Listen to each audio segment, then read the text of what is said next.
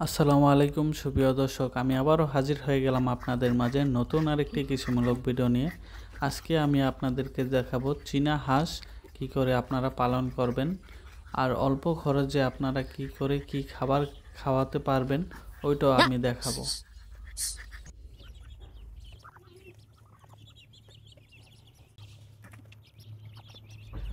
সুপ্রিয় দর্শক, আপনারা দেখতে পারতেছেন চীনা হাঁসের পাশাপাশি আমার কাছে 10টা পাতি হাঁসের বাচ্চা আছে।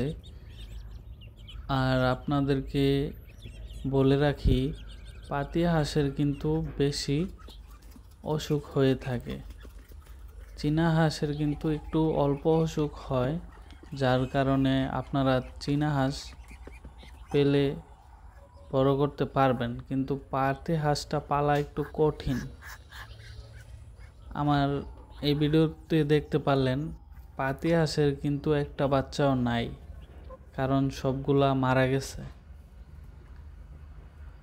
চীনা হাঁসের রোগ প্রতিরোধ ক্ষমতা একটু ভালো।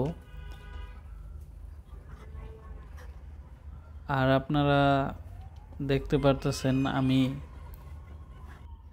টুল দিয়ে দিছি। আর দেখেন আমি কি খাবার খাওয়াচ্ছি।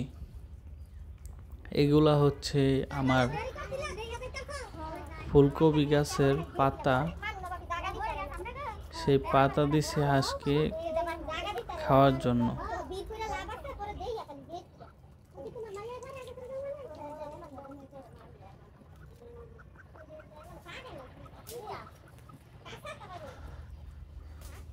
আর আমার কিন্তু এটা তত বড় ফার্ম না, এটা আমার পারিবারিক কিছু চীনা হাঁস পালন করতেছি আমাদের পারিবারিক চাহিদা মেটানোর জন্য।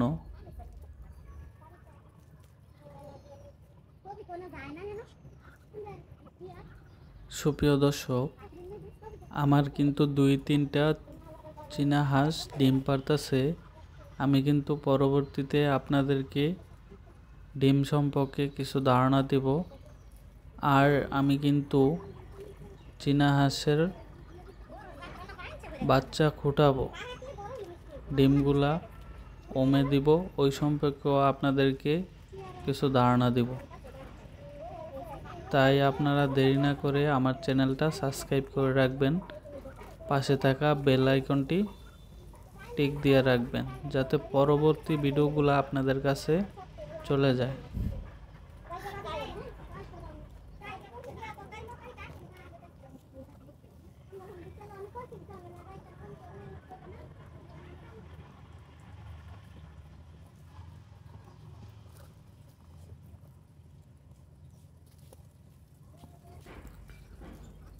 ফুলকপি পাতা খেয়ে কিন্তু তাদের ক্ষুধা নিবারণ হয়ে গেছে, তারা এখন পানি খেয়ে টুলে গিয়ে বসে থাকবে।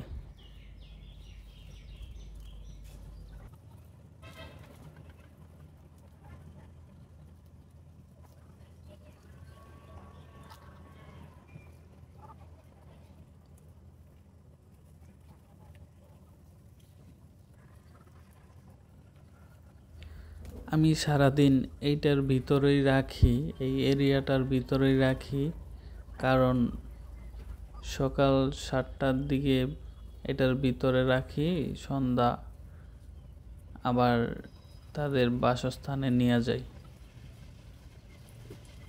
এটার ভিতরে রাখার কারণ অনেক কুকুরে এগুলাকে আক্রমণ করে, আর আমাদের এদিকে শিয়াল অনেক, দিনের শিয়ালে নিয়ে যায়, এই জন্য এটার ভিতরেই রাখি। আর আপনারা দেখতে পারতেছেন পুরো জায়গাটা হলদে হলদে নিচে পড়ে আছে, ওইগুলা হইতেছে গিয়া কুড়া। ধান ভাঙানোর পরে যেই কুড়াগুলা হয়, ওই কুড়াগুলো আমি প্রতিদিন তাদেরকে ভাতের সাথে মিক্স করে খাবার দেই, আর না হয় বসি এনে বসে দেই, আর পাতা লাতা যা পারি ওইগুলাই দেই।